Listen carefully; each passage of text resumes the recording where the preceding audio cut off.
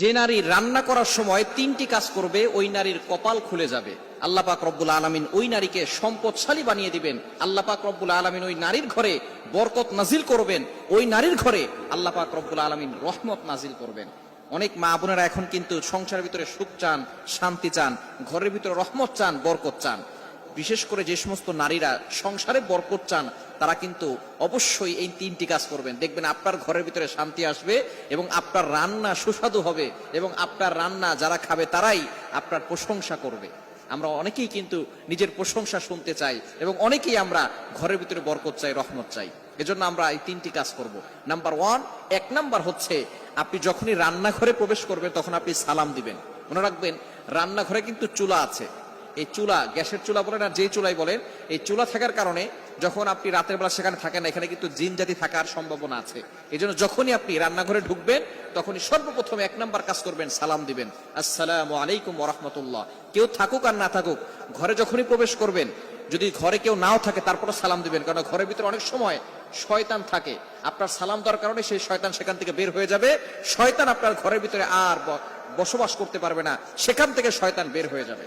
আল্লাহ পাক রব্বুল আলামিন নিজে বলে দিয়েছেন, কোরআন খুলেন, আল্লাহ পাক রব্বুল আলামিন বলছেন 18 নম্বর পারা 17 নম্বর পৃষ্ঠার 13, 14, 15 নম্বর লাইন, সূরাতুন নূরের 61 নম্বর আয়াতে রব্বুল আলামিন বলেন, ফাইদা দাখালতুম বুয়ুতান ফাসাল্লিমু আলা আনফুসিকুম তাহিয়াতাম মিন ইনদিল্লাহি মুবারাকাতান তাইয়্যিবা।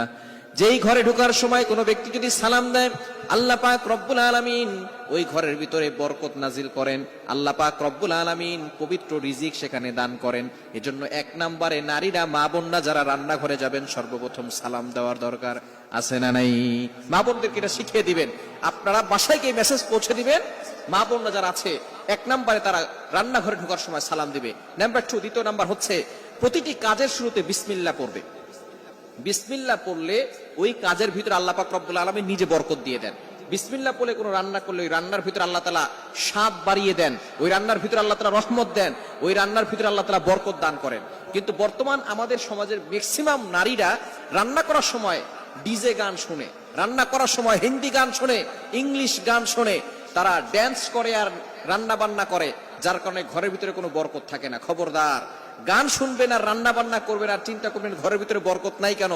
আপনি যদি বরকত পেতে চান, প্রত্যেকটা কাজের শুরুতে আপনি বিসমিল্লাহ পড়বেন। আপনি চাউল নিচ্ছেন, পড়েন বিসমিল্লাহির রহমানির রহিম। চাউল ধৌত করতেছেন, বলেন বিসমিল্লাহির রহমানির রহিম। মাছ কাটতেছেন, বলেন বিসমিল্লাহির রহমানির রহিম।